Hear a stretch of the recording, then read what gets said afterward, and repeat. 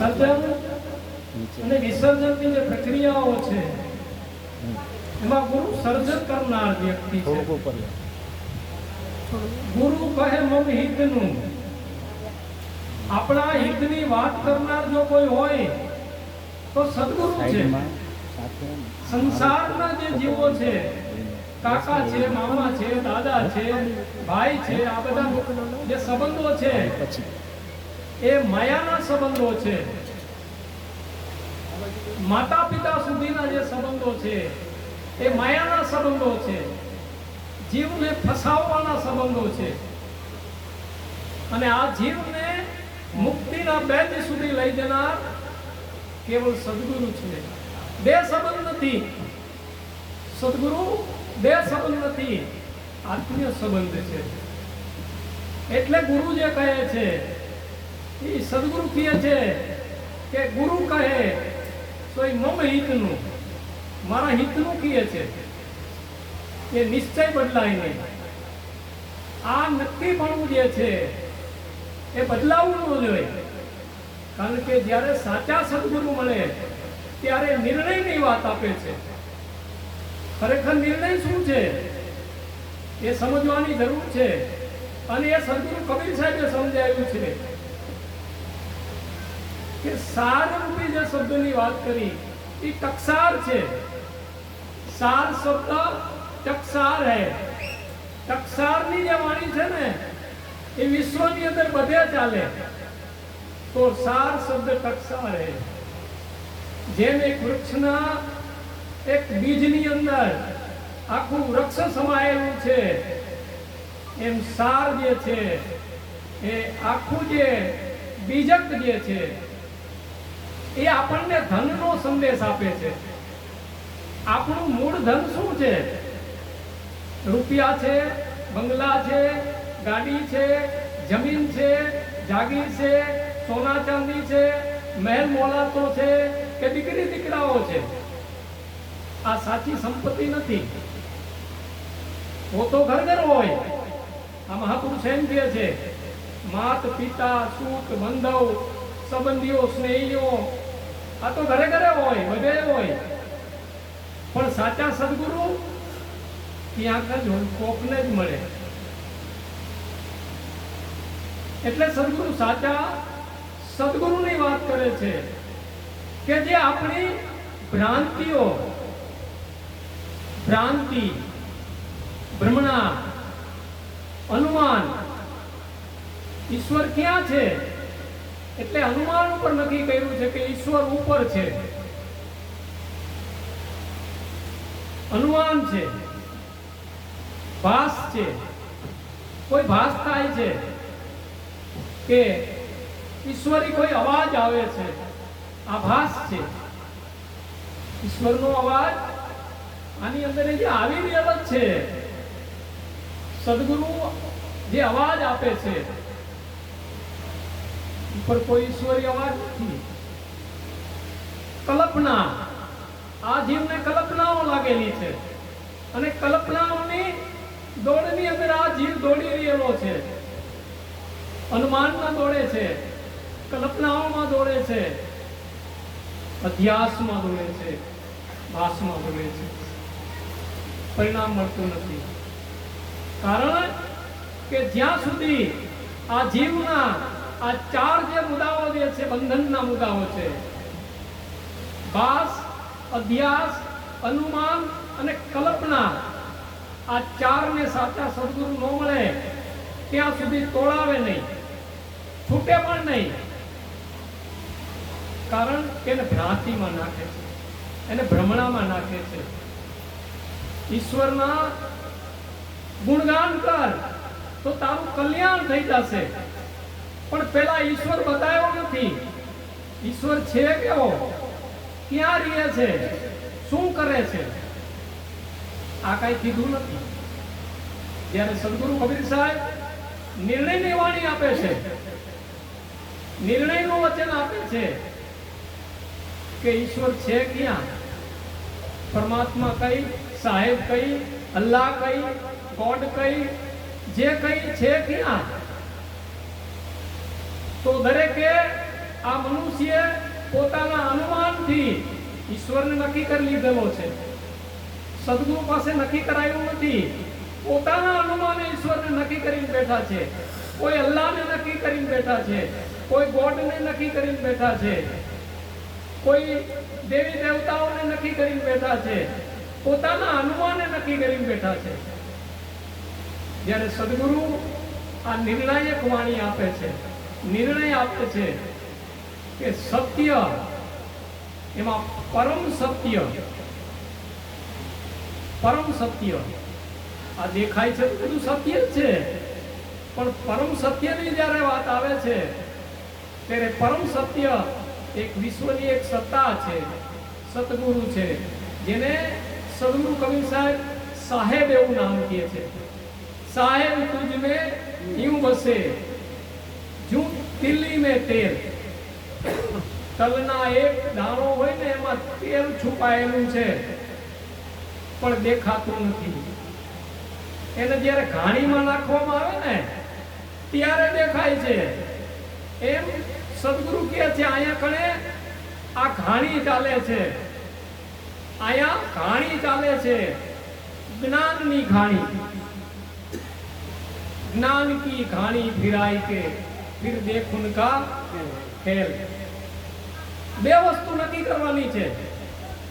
પહેલી પરમ સત્યને નક્કી કરવાનું છે કે જે ચેતન છે અને એ અનાદિ છે, અનંત છે, પરમ સત્તા છે. બીજું જે છે એ જળ. બે વસ્તુ છે, જળ ચેતન. दो वस्तु अनादि आस्ति છે એટલે પ્રિય લાગે છે આ જીવને, પણ ઉનકી પરખ વિના, એની જ્યાં સુધી પરખ ન થાય ત્યાં સુધી બંધન છૂટતું નથી. કારણ કે પોતે પોતાને ભૂલી ગયો છે, પોતે પોતાને ભૂલી અને બીજે બંધાયમાન થઈ ગયો છે. अपन को आप ही विसरियो. आप पोते पोताने विसरी गयो छे. अपन को आप ही विसरियो. जैसे श्वान काच मंदिर में भरमत भूखी मर्यो. एक काचનું મંદિર હોય અને એમાં કોઈ કૂતરું ગરી જાય અને પછી જ્યાં સામું જોવે તો એને કૂતરું દેખાય છે બીજું, અને બીજું કૂતરું દેખાય છે એટલે ભસવા માંડે છે. આ દિશામાં ફરે તો પણ કાચ છે, ત્યાં પણ એને કૂતરું દેખાય છે, વળી ભસે છે. એમ ભસી ભસી અને પોતાનો પ્રાણ તજી દે છે. એમ નકલી છે, અસલીને ઓળખી શકો નહીં. જે કૂતરું છે એ કાચના મંદિરની અંદર છે ને કાચના મંદિરમાં જે કાચમાં દેખાઈ રહેલું છે એ અસલી નથી, નકલી છે. એમ આ જીવ જાયમાં ભૂલો પડ્યો છે, પરછાઈમાં ભૂલો પડી ગયેલો છે. જાય અને પરછાઈમાં ભૂલો પડ્યો છે. પોતાના અસલી સ્વરૂપને પહેચાનતો નથી. અને એ અસલી સ્વરૂપની પહેચાન જ્યાં સુધી સાચા સદગુરુ ન મળે ત્યાં સુધી એને ક્યારેય પણ છૂટી શકે નહીં. છોડાવનાર કોણ છે? સદગુરુ છે. એટલે સદગુરુ કહે છે કે ગુરુ કહે મમ હિતનું. હિતની કઈ વાત કરે છે? આપણા ભલા માટેની કઈ વાત કરે છે? એક જ ભલા માટેની વાત કરે છે.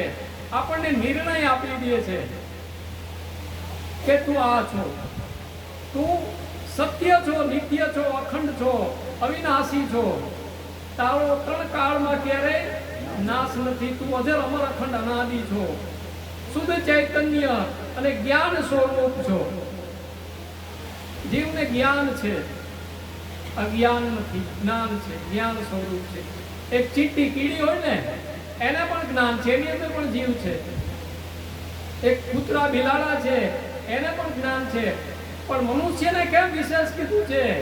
મહિમા મનુષ્યની વિશેષ એટલા માટે છે કે મનુષ્ય છે એની પાસે વિચાર અને વિવેક બે મુદ્દાઓ વિશેષ રૂપથી રહેલા છે અને ગુરુની ભક્તિ કરી શકે. વિવેક વિચાર અને ગુરુ ભક્તિ. ભક્તિ લોકો ઘણી બધી કરે છે. કોની ભક્તિ કરે છે? પાખંડ ભક્તિ. પાખંડ ભક્તિની અંદર, અંધ ભક્તિની અંદર લોકો જતા રહ્યા છે. જ્યાં છે નહીં અહીંયા માનતા જ માની રહેલા છે. કલ્યાણ માટે કઈક માગણીઓ કરી રહ્યા છે.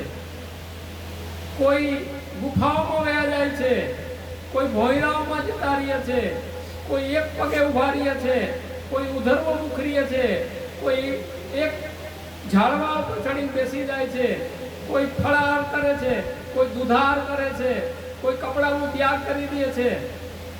બધી પ્રક્રિયાઓ જે છે એ ગલત છે, ખોટી છે. કારણ કે જ્યાં સુધી સાચું જ્ઞાન જ્યાં સુધી મળે નહીં ત્યાં સુધી આ જીવ ભ્રમિત જ રહેવાનો છે. હવે અહીંયા ઘણા એમ કહે કે આસ્તિક અને નાસ્તિક. તો ઘણા બધા લોકો એમ કહે કે કબીર સાહેબ અને કબીર સાહેબને માનવા વાળા જે ભક્તો જે છે એ નાસ્તિક છે. તો એની પાસે પ્રમાણ શું છે? નાસ્તિક છે એવું પ્રમાણ શું છે? અને એ આસ્તિક છે એનું શું પ્રમાણ છે? કોઈ ઈશ્વરને, ભગવાનને, માતાને, દેવીને, દેવતાઓને માને નહીં એટલે એને નાસ્તિક કહેવાનું છે? તો એ ગુરુને માને છે તો નાસ્તિક નથી. નાસ્તિક તો જે કોઈને માનતો જ નથી. ગુરુ નહીં, કોઈ ભગવાન નહીં, દેવી નહીં, દેવતા નહીં, આમાં કાંઈ છે જ નહીં. થયે આવો એક જ આ વિશ્વની અંદર એક થઈ ગયો કે કોઈને માનતો જ નહોતો. એને નહીં, હું નથી કહે, કાંઈ છે જ નહીં. કાંઈ છે નહીં તો આ વિશ્વ ચાલે છે કે? આખું વિશ્વ જે ચાલી રહેલું છે, અહીંયા આપણે આટલા બધા માણસો જે ભેગા થઈ રહ્યા છે, બધાય ના કાન જે છે, આ શબ્દ આવે છે એને પકડ માટે કાન છે. આ શબ્દનું દ્વાર છે. અહીંથી આ શબ્દ બધા કાન માંડીને બેઠા છે. શા માટે? કે અંદર જે છે ને એની ખોજ કઈ રીતે કરવાની છે, અને એ ખોજ સદગુરુ બતાવે છે કે ભાઈ બાદબાકી કરવાની છે. આમાં બાદબાકી થાય, ગુણાકાર થાય, ભાગાકાર થાય. આ બધું થઈ ગયા પછી જે નિર્ણય છે ને એ નિર્ણયની જે વાણી છે એ સદગુરુ પછી સમજાવે છે. અને એટલે પોતાને ભૂલ્યો છે. આપન કો આપી વિશે પોતાને ભૂલી ગયેલો છે. માટે પોતાને ભૂલ્યા પછી આ ભૂલ ક્યારે મટે? પોતાની ભૂલ મટે ક્યારે? એના માટે એને શું કરવું જોઈએ? ત્યારે કોઈ પારખનિષ્ઠ સદગુરુ મળે ત્યારે સદગુરુ કબીર સાહેબ કહે છે ભૂલ મીટે, ભૂલ મીટે ગુરુ મિલે પારખી. પારખ કરાવનાર સદગુરુ મળે તો ભૂલ મટી જાય, ભ્રાંતિઓ મટી જાય, અજ્ઞાનતા મટી જાય, અંધકાર મટી જાય. ભૂલ મીટે ગુરુ મિલે પારખી, પારખ દે લખાય. પરખ લખાવી દે. પરખ કોની પરખ લખાવે છે? પોતાની. પોતાની પરખ લખાવી દે. આ ભૂલની જે ઔષધિ છે, આ આપણે જે ભૂલ્યા છે ને એની ઔષધિ છે. પરખ કરી લેવી પોતાની દરેકને. આ ભૂલની ઔષધ છે. વૈદ્યની પાસે જાય ને એટલે કોઈ નાડી વૈદ્ય હોય ને એટલે નાડીની આમ પરખ કરે અને કહી દઈએ કે આને આ બીમારી છે. એમ સદગુરુ પાસે જાય ને એટલે શિષ્યની બીમારી કઈ છે ને એની નાડ પરખી લે છે અને પછી એને ઔષધ આપે છે. બીજી કોઈ જડીબુટી નથી આપતા, બીજો કોઈ મંત્ર નથી, તંત્ર નથી, જંત્ર નથી, કોઈ દોરો બાંધતા નથી, કોઈ વિધિ વિધાન કરાવતા નથી, યજ્ઞ કરજે, એકાદશી રહેજે, પૂર્ણિમા રહેજે, આટલા દી ભૂખો રહેજે, આટલા દી ખાતો નથી, આવું કઈ કરાવતા નથી. કોઈ પણ જગ્યાએ એકાંતમાં જવાની પણ ના પાડે છે. કારણ કે ક્યાં એકાંતમાં જા તો અહીંયા ક્યાં તું એકાંતમાં છો બતાવ.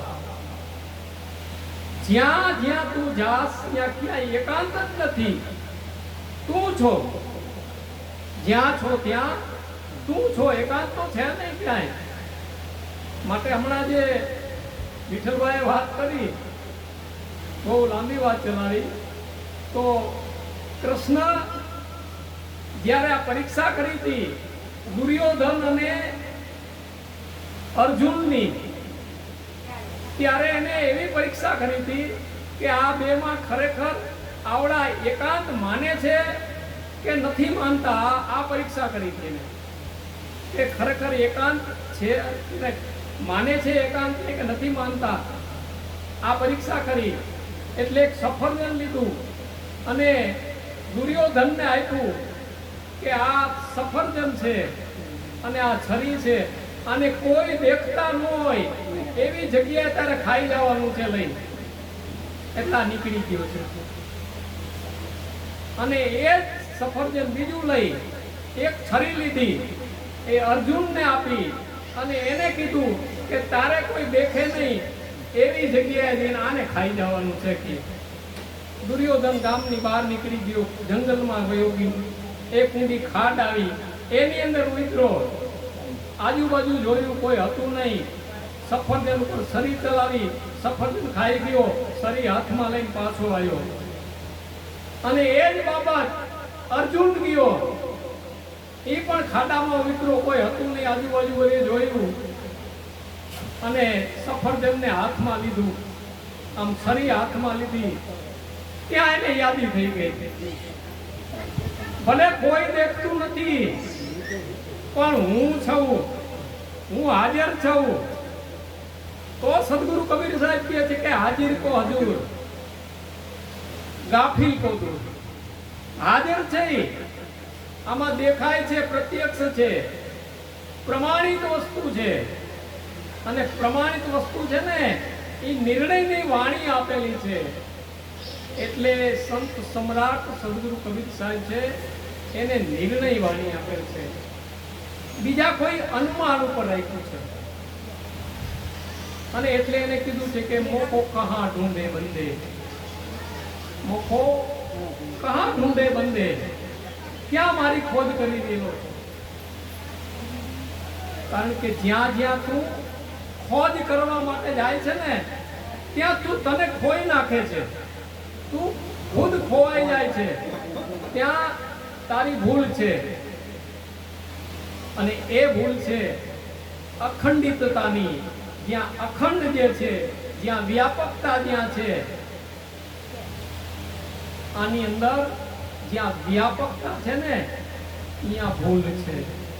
અને એટલે સદગુરુ કબીર સાહેબ અહીંયા આપણને સમજાવીને વાત કરે છે કે સંતો ऐसी भूल है जगमाही जाते जीव मिथ्या में जाए. એવી ભૂલ પડી છે આ દુનિયાની અંદર કે જેને લઈ અને આ જીવ મિથ્યાની અંદર જઈ રહેલો છે, મિથ્યાની અંદર જઈ રહેલો છે. પહેલે ભૂલે બ્રહ્મ ખંડિત, જ્યાં આપું ઈ માની. પેલા જાઈને પરછાઈને માની લીધી આ હું છું, અને ખરેખર એ હોતું છે. અને એટલે સદગુરુ કબીર સાહેબે નિર્ણય વાણી કીધી છે કે આ જગતના જીવો ક્યાં ક્યાં બોરાઈ ગયા છે. હું જોઈ રહ્યો છું, મારી દ્રષ્ટિથી જોઉં છું, ક્યાં ક્યાં બોરાઈ રહેલા છે, ક્યાં ક્યાં ભ્રાંતિની અંદર પડ્યા છે, ક્યાં ક્યાં ભ્રમણાઓની અંદર પડ્યા છે. સંતો દેખત જગ બોરાના, સંતો દેખત જગ બોરાના, સાચ કહું તો મારંદ આવે, જૂઠે જગપતિયાના. સંતો દેખત જગ બોરાના, હું જોઉં છું એમ આખું જે જગત છે એ જૂઠની અંદર બોરાઈ રહેલું છે. સાચ કહું તો મારંદ આવે. કોઈ સાચા સંત હશે ને એને કોઈ માનશે નહીં, એને ઊભા નહીં રહેવા દે. અને એટલે સદગુરુ કબીર સાહેબે તો એક વાણી એવી કરી છે ને કે એ અહીંયા બોલાય એવી નથી. જાગર સાધુ ભીખ ન માગ પાવે. અહીંયા કણે એવું કીધું છે કે અહીંયા કણે જૂઠા જે છે, લબાડ જે છે, આવા જે ગુરુઓ છે, અહીંયા કણે એને આવું બધું મળી રહે છે જે હોઈ શકે.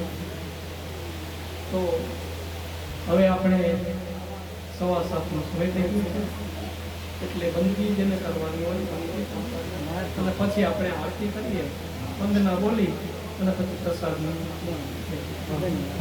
બોલીએ. શ્રી સદગુરુ સંત સમ્રાટ કબીર સાહેબ બંદગી, સદગુરુ બંદગી.